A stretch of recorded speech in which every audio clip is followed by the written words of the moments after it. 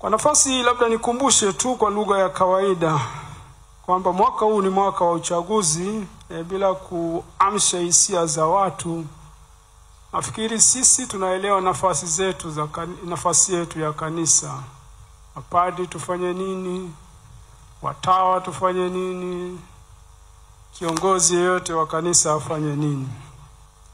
Kwa hiyo kimsingi sheria za kanisa ni wazi kuhusu padri au sister, kwamba mtawa, padri au kiongozi yeyote wa kanisa hapaswi kushiriki katika kampeni zozote za siasa, wala hapaswi kutambulishwa na chama chochote kwa kuvalishwa gwanda lolote la chama fulani la siasa au kiashiria chochote.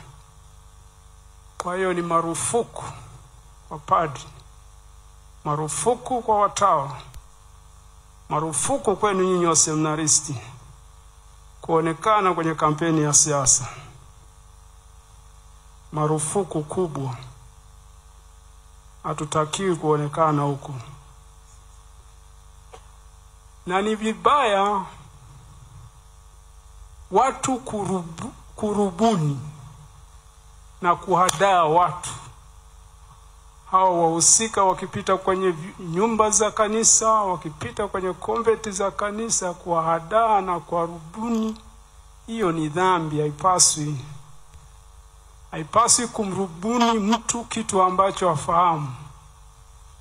Unamkamata mnovisi, unamkamata mtawa moja mklara ambaye hata radio asikilizi, taarifa ya habari asomi, unamsomba tu, alafu unamwelekeza, unamfanyisha ile doctrination. Hiyo ni dhambi na ni makosa makubwa, marufuku. Kama watu wanaamini, marufuku kwenu wa seminaristi pia kuvaa t-shirt au kofia ya chama chochote cha siasa hata wakati wa mchezo. Marufuku hata kulala nayo usiku. Hata kama mgombea ni kaka yako.